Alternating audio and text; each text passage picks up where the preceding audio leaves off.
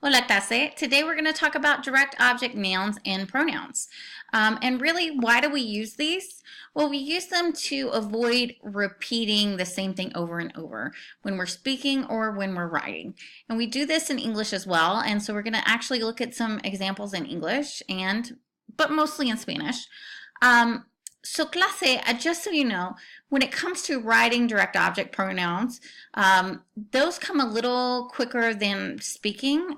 For the speaking, for it to come naturally, it does take quite a while. So don't be too upset with yourself or too frustrated if it's not, totally working as far as speaking is concerned at the very beginning.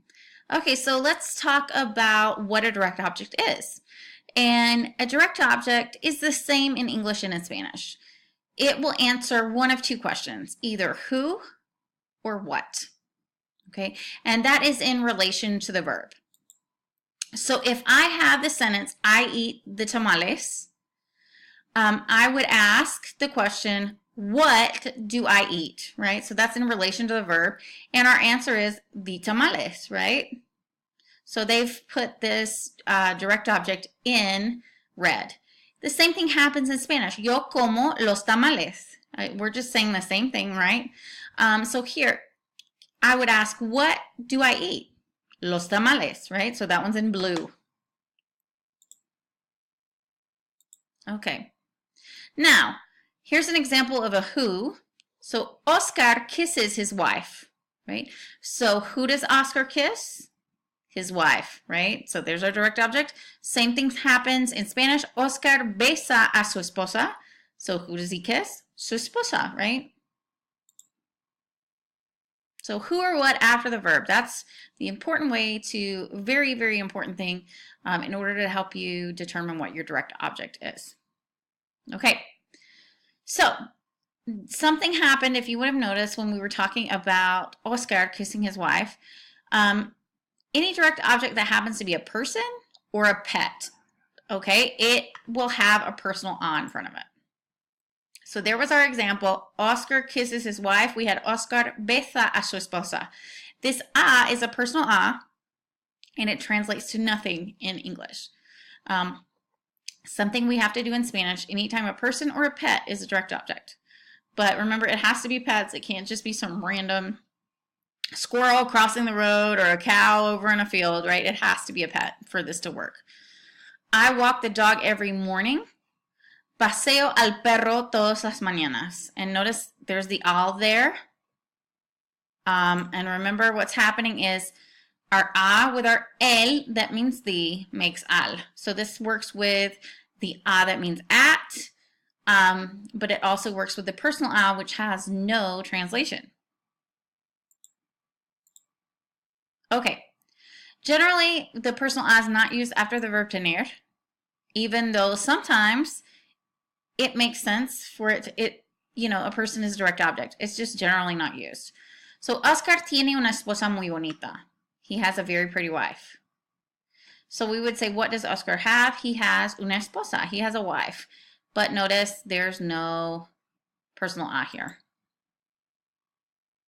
Okay, now, if you're asking a question and with quién or quiénes, if it's asking information about the direct object, you're going to end up having an a in front of it. So, ¿a quién llama Elisa? Right? Who is Elisa calling is what we would normally say, but technically it's whom. Because the answer would be Elisa llama, right? So Elisa calls a, and then the person's name.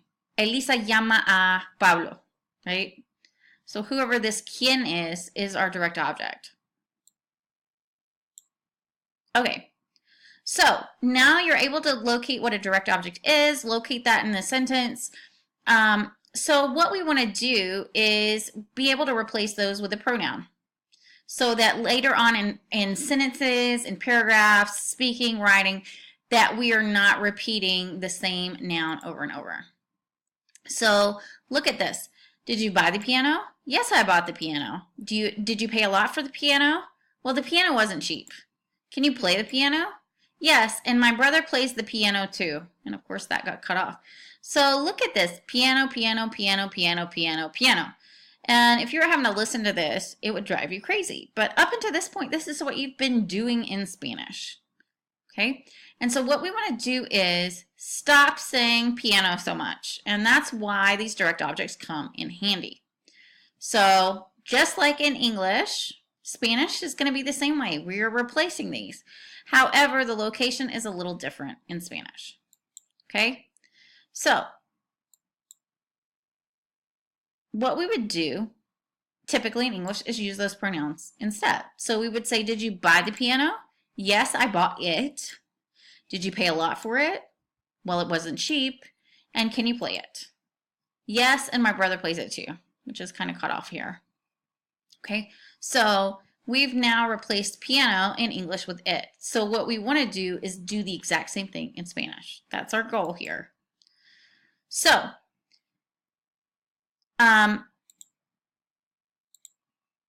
here we have the same sentences, but in Spanish about the piano, right? And in Spanish, right,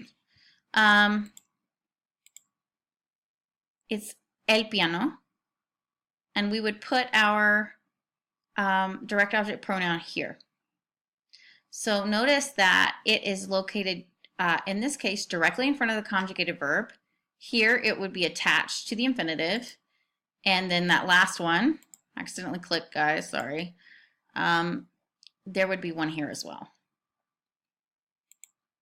So let's look at what our direct object pronouns are. We have me, we have te, and we have lo and la. Okay? And me refers to when the direct object would be equivalent to yo. Te, when the direct object is equivalent to tu. Lo and la would be equivalent to usted, el, ella, or an it. So if the object or the person is masculine, you're going to go with lo. If the object or the person is feminine, you go with la. Okay, we also have nos, which the direct object would kind of be nosotros, right? Os, you don't have to worry about. And then finally, los and las.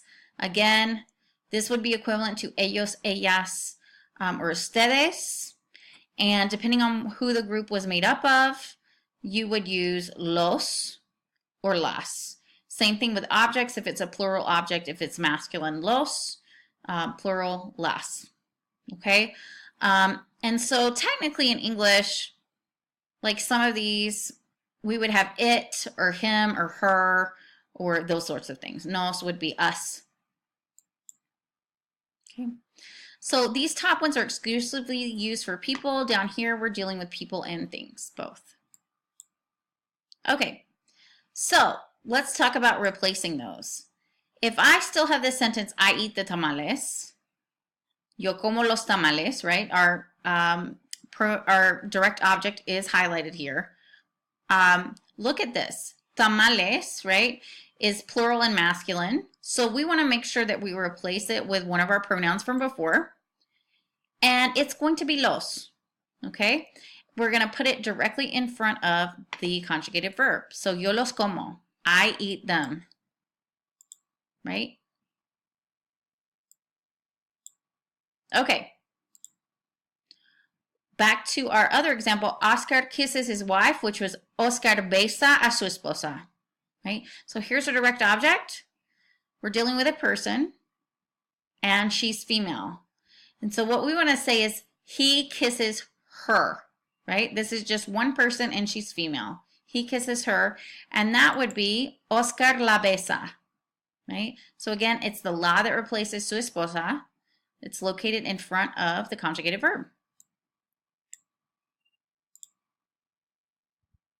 Okay, so notice that that personal a also disappeared when we got rid of the direct object. So the pronoun will not have an a in front of it. This kind of gets, when you're replacing this personal a, gets kind of sucked up into that. Okay, so as I said, and this is probably the best place for you to put them, all object pronouns are placed before the conjugated verb like we had here, Oscar la besa. We can also do them, we can also put them after an infinitive or a present participle. So when we have an infinitive like besar, Oscar la va a besar, he's going to kiss her. Or Oscar va a besarla, right? So it can be attached here, or it can be still in front of that conjugative verb.